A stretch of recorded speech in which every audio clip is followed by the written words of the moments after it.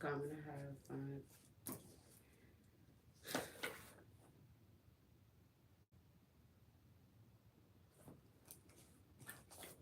Welcome back to Existing Between Worlds into it. So, Spirit, when we do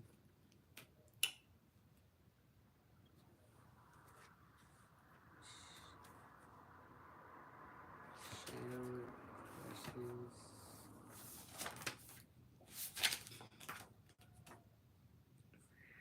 first, oh Lord, that go that fucking throat chakra shit. We want to do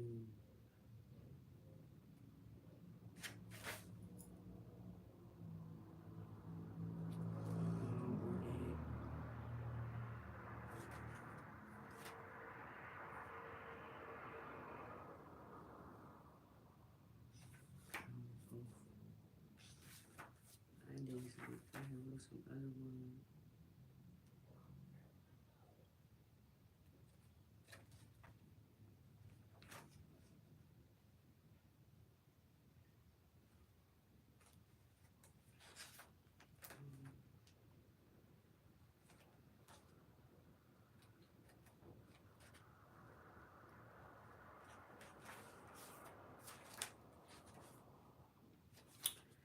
I can't find it. Some questions is, but I got some already in here. I just, he said the new ones, but I don't know when I wrote the new ones because I was being that so mean. And I just wrote them shit down. I had a whole page full of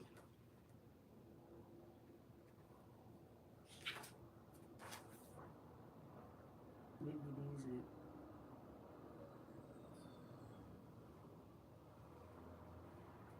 alright, let me see.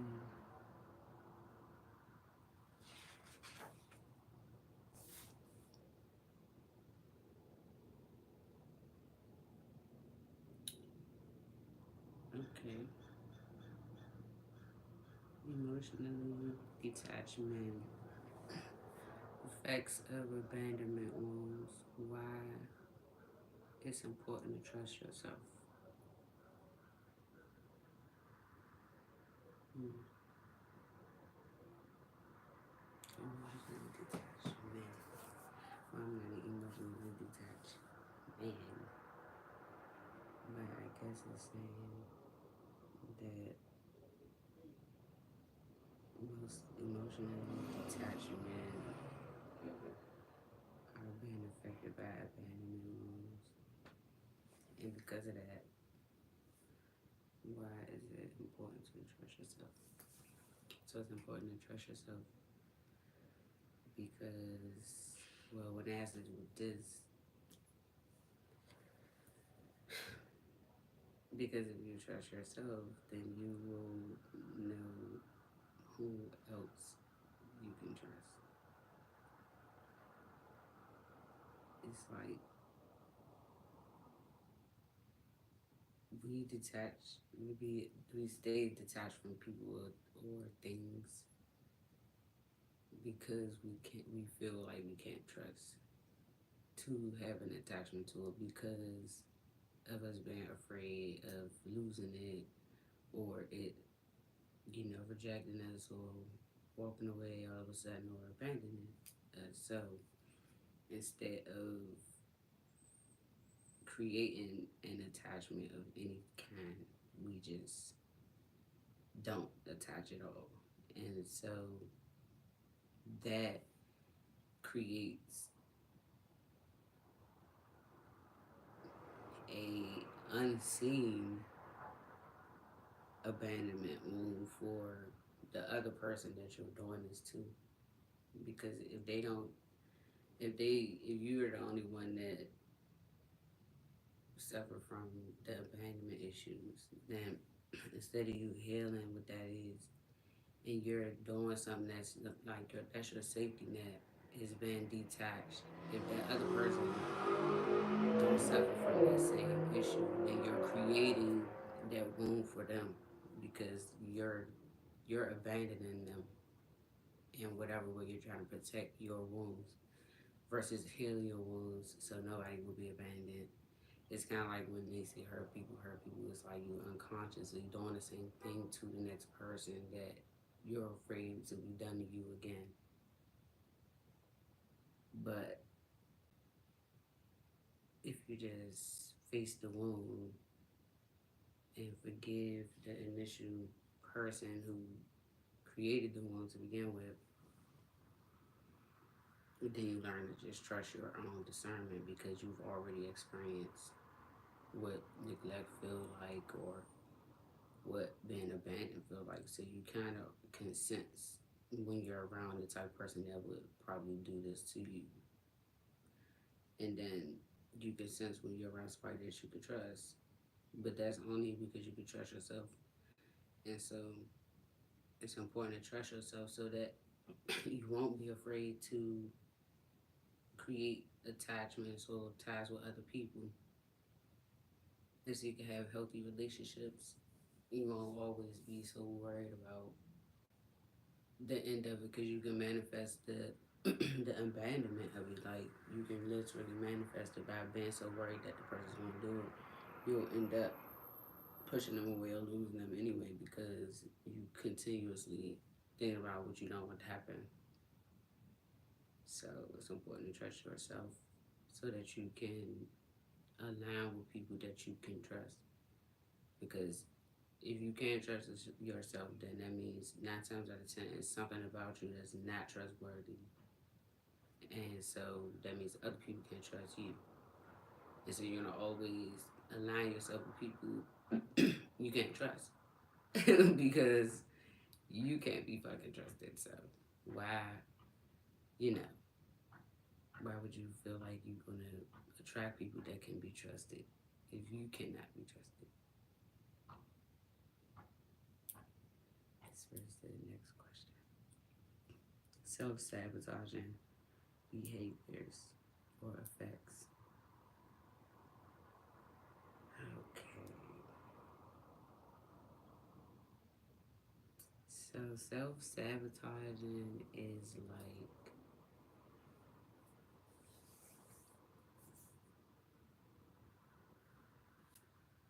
it's like torturing yourself.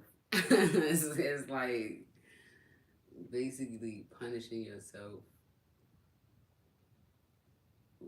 It's kind of like talking yourself out of something that you deserve.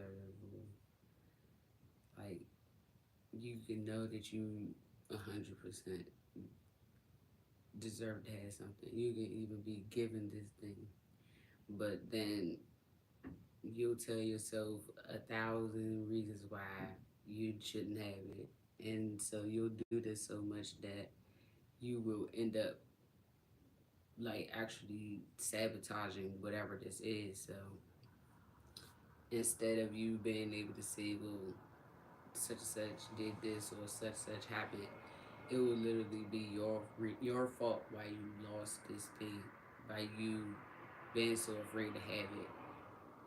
And so that's you just needing to go within about self worth. Why don't you feel like you're worthy of having something that you feel like you want? Like you ask for something, if you pray for something, and it's very given to you. Why are you afraid to have it? Or why do you feel like it's too good to be true? So sometimes we get so used to having the wrong thing that it scares us when we get the right thing, because then we feel like it's a trap or something. I'm like, hold up, like you know, what's the catch to it or whatever. But sometimes it's just like you just been through enough shit, and spirit feel like you've grown enough through the things that you have endured for you to be able to handle what it is that you truly want. Because things that are worth having, you have to take care of, you have to nurture, you have to put a lot of time and effort into. So when you're used to the bullshit and the easy route and just all the things that the quality of it don't mean shit. If he give it to you in the midst of you being in that energy, you're just going to self sabotage. You're going to destroy it because you can't see the value in it. You can't see why you need to put time and effort into it. You can't see why you need to nurture it because nothing else around you has required that. And so when you start actually doing that stuff to yourself, like putting yourself first and loving yourself and nurturing yourself and caring about your own self, what you accept in your own life and stuff like that, it changes your perspective of new things and things that are at a higher vibration than what you're used to dealing with. You can see the difference.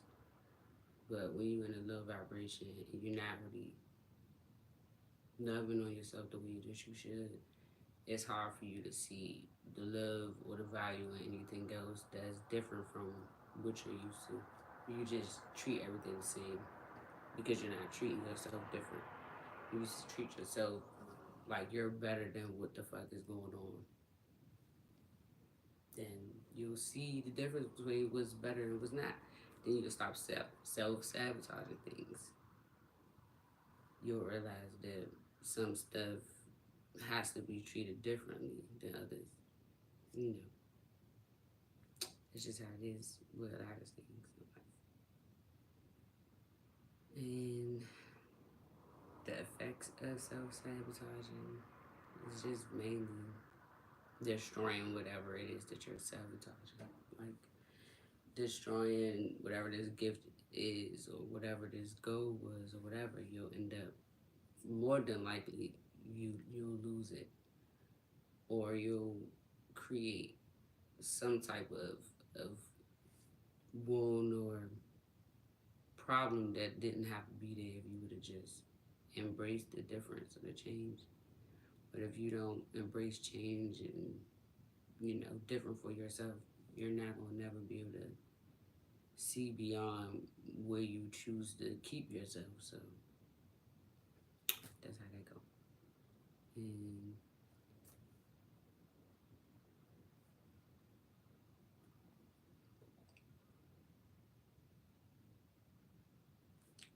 okay, what is this? Let's say, okay, at the price of what are you willing to win, lose, learn a lesson, or realize that something is protection? Well, I don't know. The price of what? So that's all about your self. Like I don't know. It's a lot of different things. It's the way you perceive things. It's your self worth. It's like your dignity, your integrity. Like when your principles you stand on that will tell you at what price you're willing to win, and then you know your pride and your ego let you know at what price you're willing to take a loss. And lessons also have to do with your mind because you have to be willing to take a lesson. Some people are know it alls or think that they know everything, so they don't feel like it's a lesson to learn. They just automatically feel like somebody else has a lesson to learn. And so you're not accountable. We won't see the lesson until we continue to go through the same thing over and over and realize that it's something else we need to be looking at. And then protection, it takes a lot of faith and awareness and understanding and overstanding to know when you've been protected in a situation because we want things to go our way so much.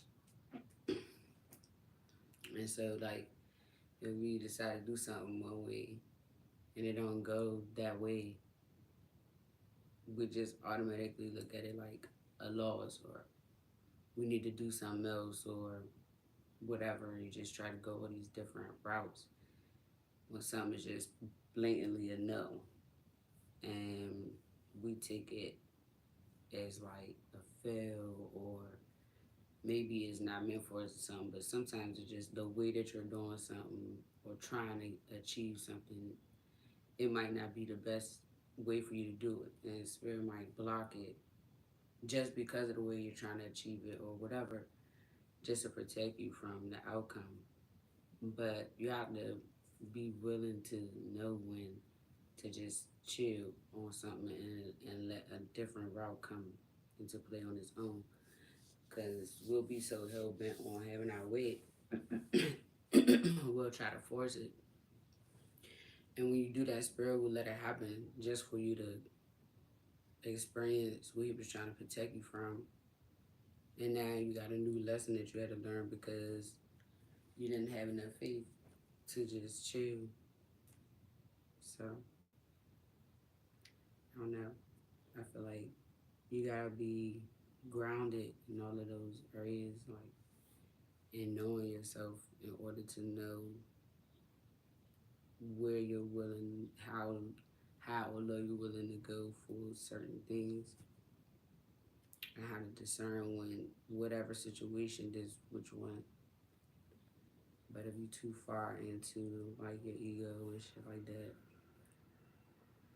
it's gonna be hard for you to take losses. It's gonna be hard for you to see things as a lesson as well. But if your ego and your pride is balanced, you'll be able to discern. Mm-hmm.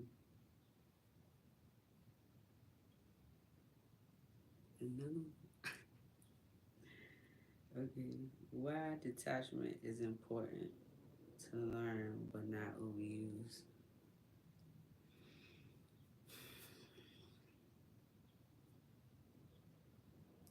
Right. So go back to the first question.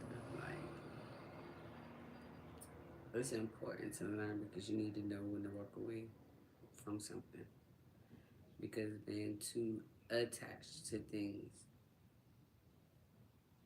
can cause damage too. Right. It will make us stay in situations, relationships, friendships, careers, whatever, far more longer than we're supposed to. So, and us knowing our worth and knowing when the tolerance level has met its mark and it's time to just release whatever it is a part of you knowing and being comfortable with detachment. Because, you know, when we love things, it's very hard for us to detach from it sometimes. So it can be challenging to balance that out, but you have to learn it because you don't want things that are not meant to be in your life to overstay. Then you keep learning these lessons over and over again because you don't want to release. But then you don't want to overuse detachment because you go back to these abandonment wounds that you create for other people by not knowing how to connect, right? So it's a balance between everything, not overdoing it and not underdoing it at the same time. And so I don't know. I think that's why it's important to just, it's like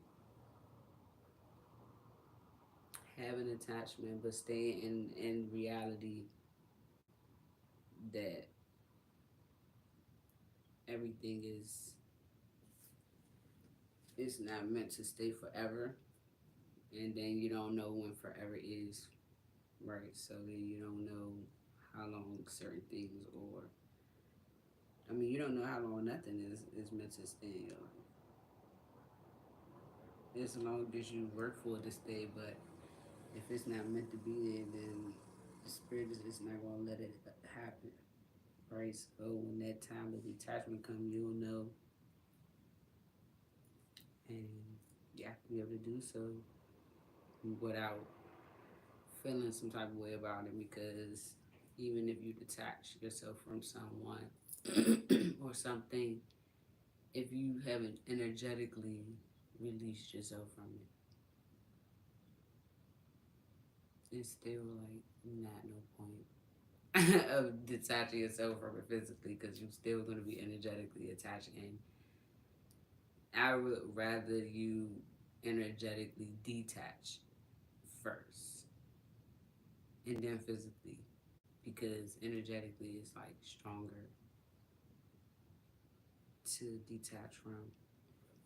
And so I don't know, but yeah, you don't want to be overly detached because then it's just like too much distance, and so you'll just potentially probably just like push a person away or something. Anyway, but like I said, you just unconsciously create an abandonment wound for another person because you're not like channeling your own. And sometimes we don't know we have them, but most of the time when we're afraid to be attached to something or we're afraid to get too close or, you know, afraid to let someone else get too close, whatever, it's some type of abandonment wound that's the problem. Mm-hmm.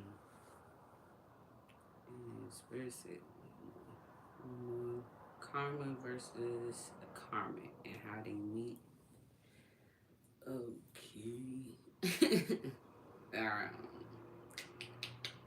so, karma is the energetic outcome of the energy you put out.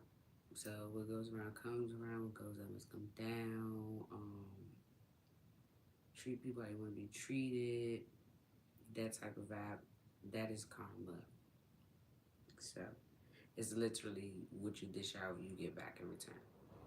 What you put out in the universe shall return back to you, right? And then karmic is a person that teach you karmic lessons, right? So it is a family member, a friend, a soulmate, it could be a boss, it could be anybody that could teach you a karmic lesson. Um, some people are put on the earth to be a karmic, which is a person come in your life that you created a soul tie with, some type of soul tie with. Um, that's not meant to stay in your life, but they're meant to mirror to you something about yourself that you need to change. Either you need to do more of, less of, or not at all, or you need to start doing. Because some people are not bad karmics, they are karmics to teach you something about them that you don't have about yourself that you need to implement into your life. Because some people, like my karmic lessons, was about over giving. Like, so because I was not a person who um, was big on requiring things from people, right? Like, I'm just a naturally giving person, so I don't really care if you're giving to me or not. You know, if I'm gonna do something for you, I'm gonna be there for you. I'm gonna do it because I want to. It's not because I'm checking off in my mind. Oh, this person gonna do this for me later or whatever, whatever. I don't count favors and shit. So, but it could be a detriment to that, right? It could be you can be too over giving and not realize it. And so I had to be in a karmic partnership with somebody who was a taker, right? A over taker, for me to see that I was an overgiver, because then you realize like you give so much that you never really give anything in return. You see people and you want to be kind to them and compassionate and giving no loving to them, but it makes you understand why you need to require. equal give and take, because you will be drained and depleted from all that you give, and you don't realize you not requiring things in return. Is that like you end up feeling like you're the one that's been used, but in reality, it's just that you didn't never require anything in return. So it's not that you weren't being used, because in your head, unconsciously, you expect people to be how you are. If I'm a kind person without a person having to ask me to be kind, then you expect that to be the type of person you're dealing with, or the type of people you're dealing with. But that's not the reality. The reality is people are people, and so just because you're one way, it doesn't make the next person that way, and you can't blame that person for being that way if that's what you have accepted, and you have not given them a standard or a requirement that they had to meet. You understand? So it's like, not that they're right, but it doesn't make you right either for being the way that you are, because you have to create your own boundaries. You got to create the things in your life that allow these people to understand when there's a no more, And so if you don't have that limit, if you don't have that no more, people just gonna take. You know what I'm saying? And so they will be dealt with, because you're not supposed to take advantage of people. You're not supposed to use people. You're not supposed to, steal and things like that. It still end up being their karma. They feel like they finessed you. But the real finesse is just that I was being genuine and you were being a thief, right? So anything that you feel like you took from me, I'm always give back tenfold. This is why I don't fall on my ass. That's why I'm not looking for the next lick. And regardless of what you take, I'm always good.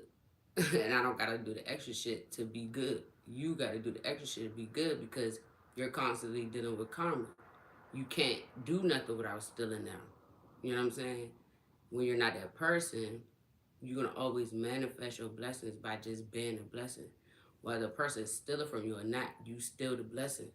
You know what I'm saying? Because whatever they took, they wouldn't have it without taking it from you. So it don't matter to me like what people feel like they did. You didn't do shit but create fucked up karma for yourself and more blessings for me. Because you can't take something from somebody who don't have shit. And it's constantly showing you that I can sit in this one spot and I constantly got something for me to live off of and you to take. So who's the fucking loser? Loser. So at the end of the day, it's like motherfuckers be mad that you're not mad, that they think they slick, but they not slick. You just a fucking loser. And you just gonna always have to steal, always have to live your life off another motherfucker back, because you got too much karma to get it on your own. You can't get it on your own because you owe too much. And so when you do try to get it on your own, you're gonna take so many fucking L's, because you done try to give people so many L's. But Spirit never gonna let his people fall. And if they are blessing you, understand that they're a blessing because they're a blessing, not because you took from them. They was sent here for you to do this. This is the reason why they're gonna always be good, why you're still stealing. Because you're always gonna be fucked up.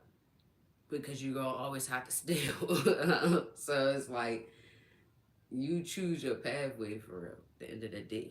And so that's what karmics are. It's like karmics are meant to teach you a karmic lesson, but it's you are a catalyst to a karmic's karma. That's how they meet, right? Because most of the time, the karmic is coming in contact with the person that's learning the lesson, right? And the person that's learning the lesson is 9 times out of 10 somebody that's been awakened, which is an earth angel, somebody that is of the light. A karmic, if they are sent here to be a karmic, they're not of the light. 9 times out of 10, Spirit don't make his people be karmics. He will have his people be the catalyst to your karma, which is why they're the one learning the karmic lesson. So when they finish learning the karmic lesson, which makes them continue to awaken, the person who is the karmic whatever they did to this being, their catalyst, their karma has been basically awakened when they awaken this person. So you learn the lesson, and the karmic gets the karma of the lesson that they had to teach you. So most of the time, you have to go through a lot of shit, right, to be that person on the side that's learning the lesson. But the karmic usually never really learn the lesson, which is why they get the karma. So even though it feel like what you're going through is the bad part, they're the ones that's gonna be punished for whatever you just went through, to be honest. And that's how that really goes. So that's how karma and a karmic is different, and then that's how they meet. Because the karmic is always going to get met with their karma after you learn your karmic lesson, though, right? And you can be a karmic lesson to someone too, but your karmic lesson is going to be also just a catalyst to their karma. Still, it's like you still going to be a catalyst to somebody's karma. And so basically, you've been their karmic lesson as to this is how you don't treat people. You know what I'm saying? When you treat good people this way, this is what happens to you. That's how you are the karmic to them by giving them their karma. Because 9 times out of 10, whoever this person is or people are, they're doing this constantly. They're always doing this to people, and it's going to stop with you. That's how Spirit uses his seers and shit to call judgment, basically. And so that's it about that. False catalyst.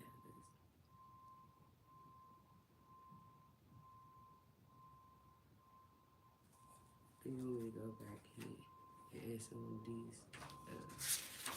Alright, so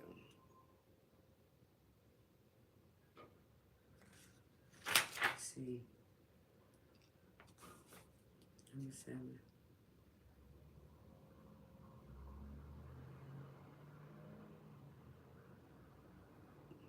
Hmm.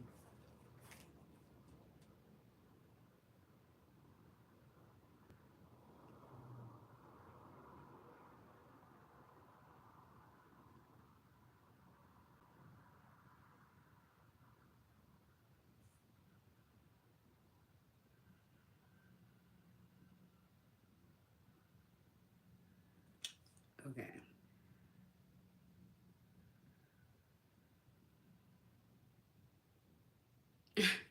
These are good ones. Alright, so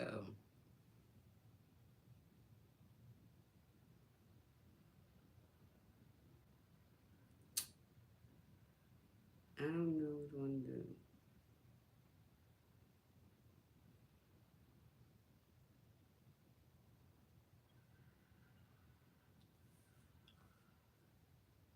I do. Okay. How do your daddy issues manifest in romantic relationships? Do you feel drawn to partners that resemble your dad anyway? Okay, so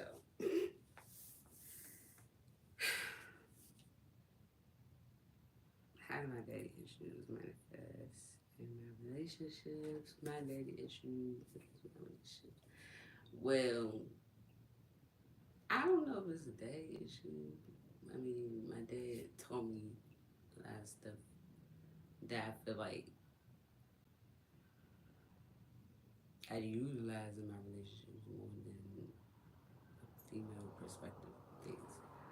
But I do feel like I'm drawn to partners that resemble a lot of his ways, though. Like, not the hidden things about him that I didn't know about, but the things that I do know about him, um, like boss men. Like, I like boss men. Like, that's how my dad's always been to me. Like, always just been a leader. He's always had his own, always took care of his own. He always taught us to get it on our own, no matter what it is. he is a provider and stuff. Like, I always say everything that I wanted growing up in life. I don't know about nobody else. But it's just like, from what I can remember, just learning these new things that I've learned, it changes so much of my perspective and stuff. But just going off my regular way of how I would think of my dad, I feel like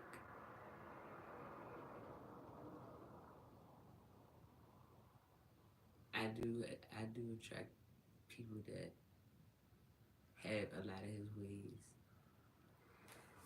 but mainly just like being confident and like go getter type of guys. I mean, I don't like men that are not confident or not like leaders and are not providers or not like manly men. I don't like pussies. Just free. Like, I just don't like that shit. And so my dad always displayed a balance between like gentleness and love and compassion and nurturing and being a dominance and a leader and being ambitious and shit like that too. So I think that's why I know how to. That's why I always stay so grounded, so aligned with both of my energies, because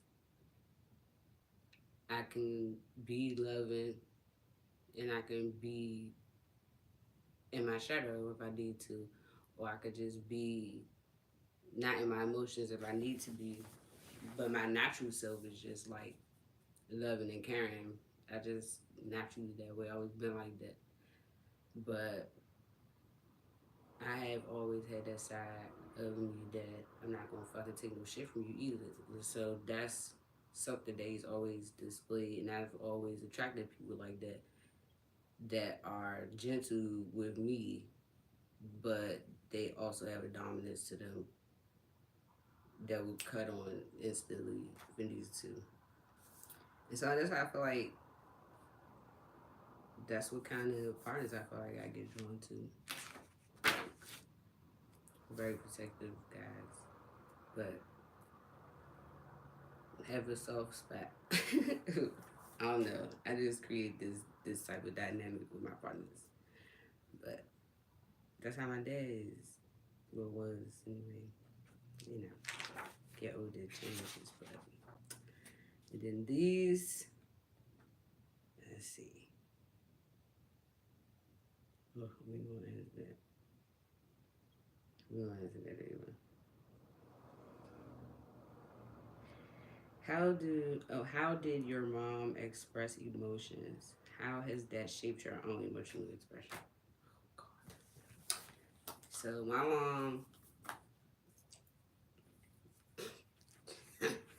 she do not express emotions in a good way. She is very hot tempered, impulsive, irrational. She not use the best verbiage when she's expressing herself. And she just always been like a hothead. She just always been this way, like my whole entire life. So it shaped my emotional expression. When I was younger, I was more shut off to expressing myself. I was very quiet. I was very emotional, like sensitive, because I was an empath, but I didn't know I was an empath. But I was very sensitive to words when I was young, like when I was little. And she just made me learn to have thick ass skin.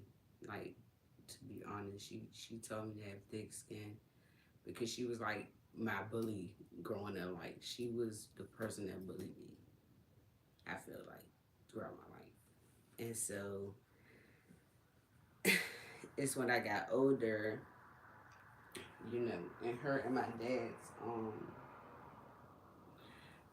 like the way that they would express themselves was so loud and mean that I got so used to it over time. But because I said like I'm just a naturally sweet person, my attitude would not ever match my personality. It never matched who I really am because their attitudes, their attitudes are so treacherous. It's like I grew up to have that same shit going on for me for a very long time throughout my teen years. It's like once I got old enough to like open my mouth, it was on like popcorn. And then when I got old enough to fight, because I didn't really get beat throughout my life. Like I've gotten beaten a few times, but I didn't get beatings. It was more of a yelling thing, yelling, and cussing and fussing all the time. But very hateful things. So I learned. I don't know why I start just smacking the shit out of people, but I learned that I don't like to argue, right? And so I would far more rather put my hands on your ass than I'd rather argue with you. And so I will argue with you if you like my boyfriend or something. Well, this is when I was younger because I don't want to argue with a boyfriend now. But if you a girl, that arguing shit is not happening. I'm gonna smack the shit out you, and that's just how this is gonna go. You can do all that fucking yapping all you want to, and I'm gonna sit here and I'm gonna allow you to do it. When I get tired of it, I am gonna go dig in your shit, and I'm not gonna warn you about it. You just gonna see me just smack the fucking shit out you, like, and I'm not gonna stop hitting your ass until I'm fucking done.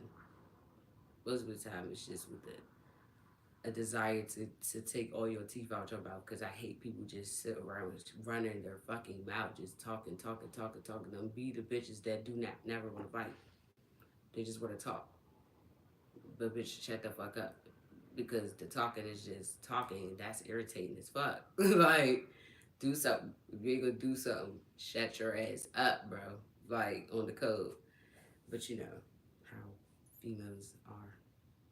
So, whatever. I just let them do what they gonna do. That's why I'm so quiet, because I'm not gonna do all of that. I can save my energy for it when I knock the fucking shit out you. Like, that's how I be feeling. Like, I hate it because this is unnecessary. But my mom, she like that.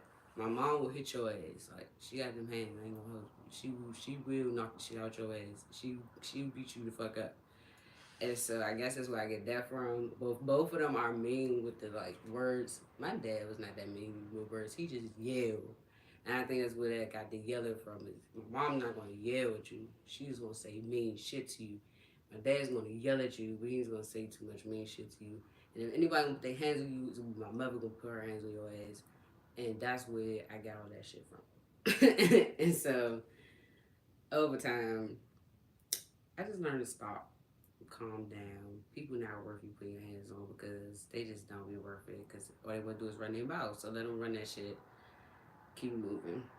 And then yelling, that just like, it's too much adrenaline. It gets you way too excited. And then it's like all that shit be going on. Y'all be saying all this stuff that don't need to be said, that ain't got to do with the argument. And then it create new shit, and then y'all don't never get to the bottom of whatever y'all was initially arguing about, and nothing gets solved. And then now y'all holding on to all the new shit that was said on top of all the old shit was already mad about. It's a hot ass drama toxicity as mess, right? So this is why I choose not to do all of these things. You can yell and argue and scream and run through the house and smack your head and knock everything over and put holes in the wall all the fuck you want. Cause I'm gonna sit right here and watch you do it. And you will see that once you're done, my opinion did not change. What I feel like did not change. Any of those things did not change. So it's like really pointless of you putting on that show. But I have learned to allow clowns be clowns. Let motherfuckers be a part of circles of their own. Because if you start to act like them, then people don't know the difference. between who came to see the show and who the fuck is a part of the show. And I'm not here to be a part of the show.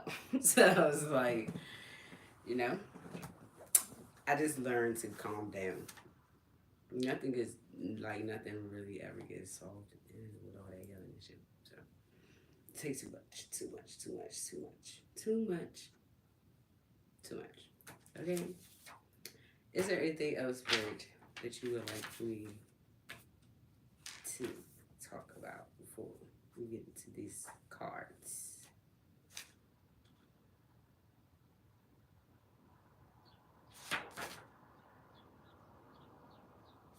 We said,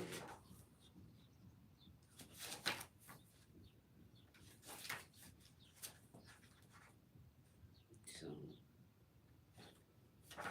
oh, downloads. Oh, what were the downloads? Oh, so, Spirit said, um, oh, these questions. Oh, okay. Anyway, downloads. Spirit said, what do you want me to tell them? Alright. So you know how this goes. Spirit, show them yes.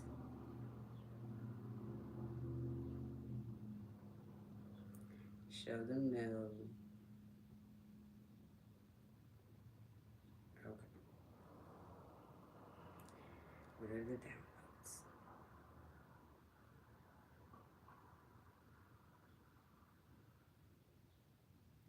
Tell LaQuette that she is on her last thread with using your identity, impersonating you on the internet, or continuing to try to sabotage my partnership with my husband. You are 100% married. It is nothing her fat ass can do about it. Spirit, please.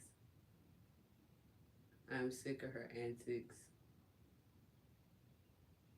blasphemy, defamation, slander, lies, deceit, bullshit excuses for a woman, childish gang stalking, the dumbest elaborate plans you can ever come up with that is leading you nowhere to but to incarceration. You indeed will go to jail, 100% fact, because we all know that you're watching. Hey girl, you live to watch my Empress life, the only high priestess to walk this earth. You wish that you could walk in her shoes, but there will never be a day that you could. You wish you could fulfill her duties as a woman when you are not here to be an empress. You were born a reptilian starseed. You are indeed a karmic, and you will die one.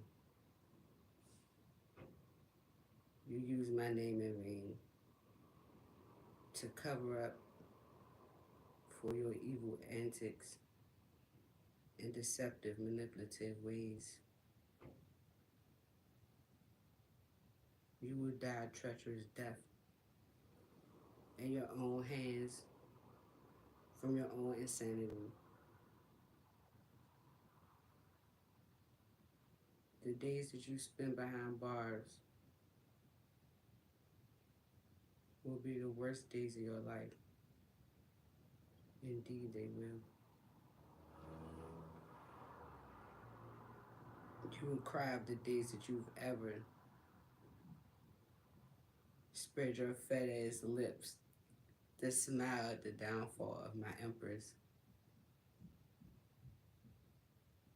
where you have never been or will never be a divine being. You are a comrade, a man's disposable, used for semen. It's nasty. That is all you are full of.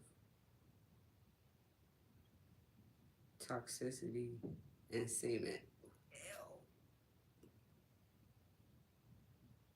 Your mouth and your tongue spit poison into the world.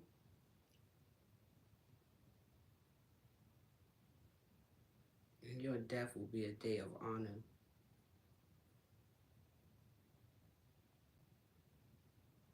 For you have harvested my angel's energy far too long of my liking. Have used my name far too long for my liking. You have not, nor have you ever been, nor have you ever will be connected to me, or my angels, or my realm. You are not a child of the divine. You are a Nephilim. Your mother was an evil whore, and your father a divine being, which is why you wanted him to die so bad.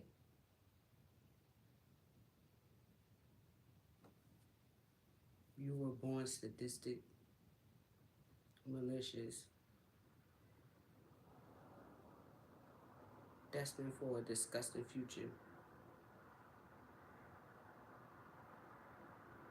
We watch you. We're watching you right now. As the tears stream down your face, you're filled with anger, hatred, jealousy, envy. You dispose of your own children for money. You're disgusting. Your face will be plastered all over the world. On the front page, all the fame and fortune that you'll ever get will be from all the deceitful lies and innocent lives you've taken. All the children you've trafficked with your disgusting vagina. All the lies you've told. All the people you've used. All the money you've stolen. All the homes you've stolen. Cars you've stolen. Opportunities you've stolen. Love lives you've ruined. Because you're too bitter, unhappy, and unhealed to change. You think the world owes you something. I don't owe you shit. My empress don't owe you shit. My sire don't owe you shit. None of my divine beings owe you a damn thing. I am the creator. I am the end all be all.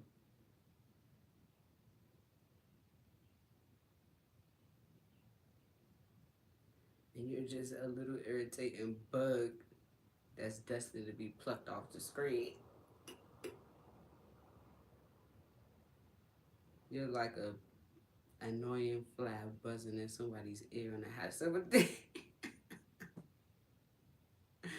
Just waiting to be swatted out the air. A maggot. Put here for nothing but shit. After all, that is how they feed.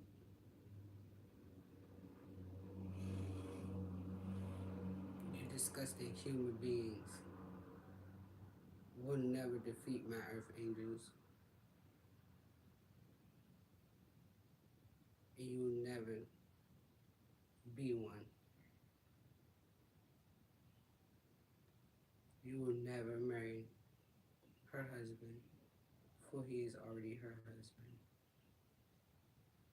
In spiritual laws and physical laws, why don't you call Charlotte and ask her? You are not married to Sire. You're not married to Devon. You're not married to Anthony. You're not married to Wayne. You're not married to Samuel. You are only married in your head.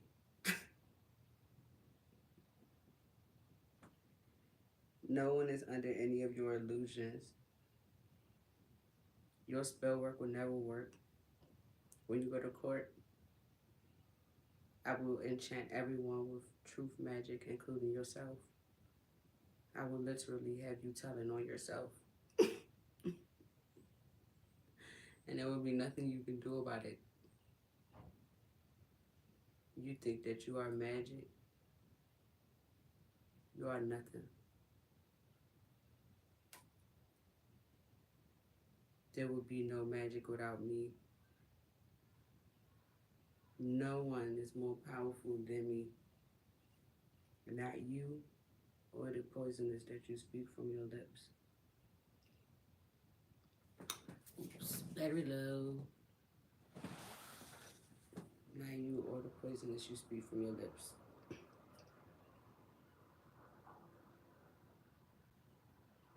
Your voodoo dolls, picture altars, freezer spells, beauty magic, lust spells, love spells, voodoo, hexes, curse, craftsmanship, astral projection.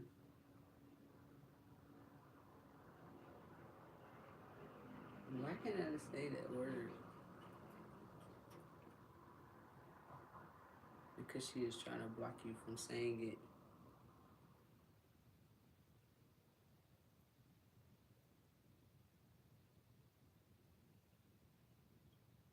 No form of divination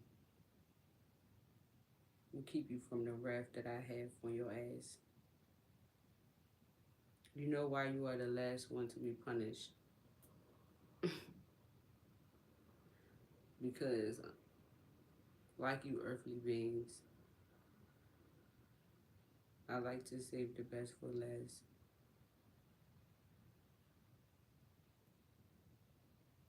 I will humiliate you, just like you tried to humiliate my empress and sire.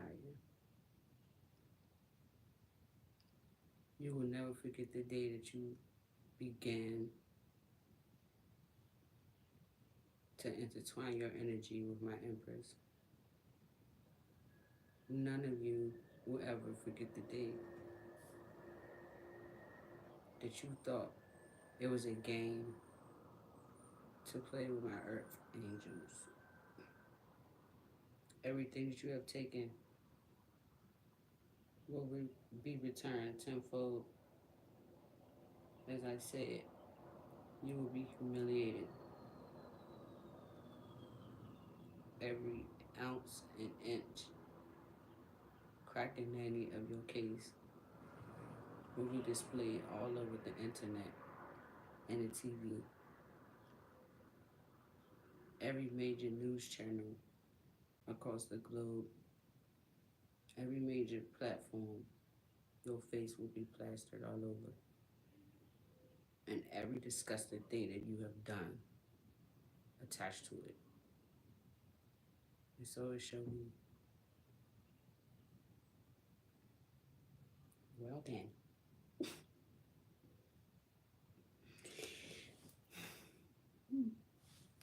I don't know. Who's the person in your life do you? Okay.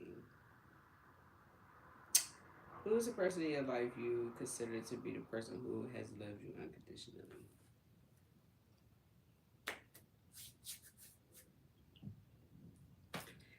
husband, and that's because I know that we have been on this journey to teach each other unconditional love, and so I now know that the things or the people that I thought that I loved before, I did love them, but I did not love them how I love my husband, and I have not been loved by someone like how he loves me. So that's why I feel like is the person who has loved me unconditionally, because no matter what we have gone through, it has not like made us feel differently about each other. We have never disrespected each other. Like we talked through everything, and it's like the most healthy relationship I've had.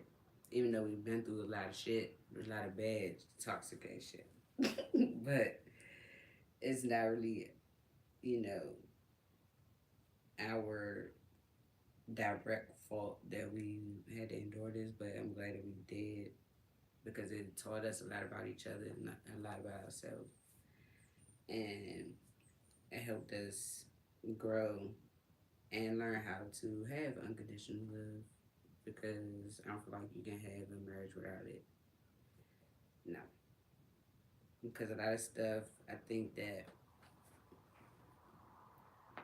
a lot of things that I've learned to get through with him, I would not have been able to get through with other people in the past, personally. So that's how I feel that about.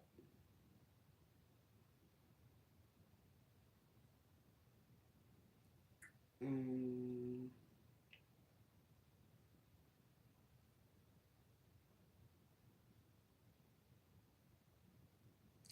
I don't know. Were you ever belittled or talked down to as a child? Were you told not to express your emotions? What was said and how did it affect you? Um, I feel like not really belittled, but I feel like I was more so,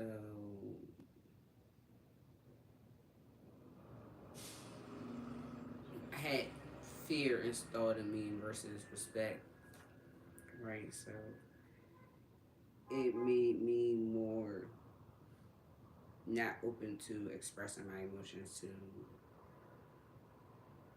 most of my mom. I think I used to, I would express myself to my dad, but only some stuff.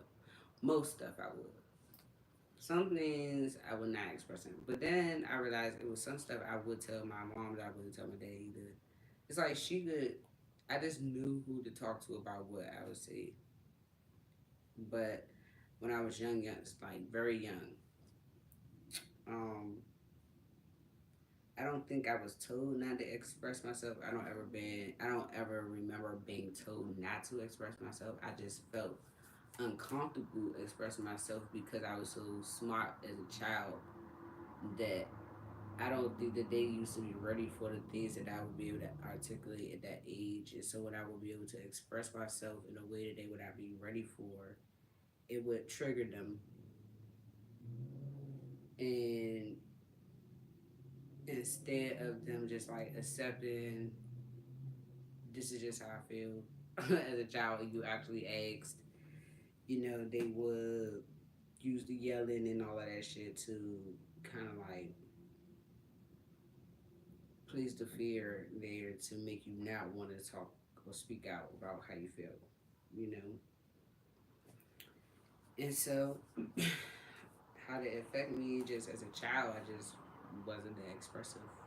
I didn't get expressive until I got older. And then when I did start expressing myself, it was not in the right way. Because I used to do the same thing they was doing, yelling and shit. And then I started being more physical.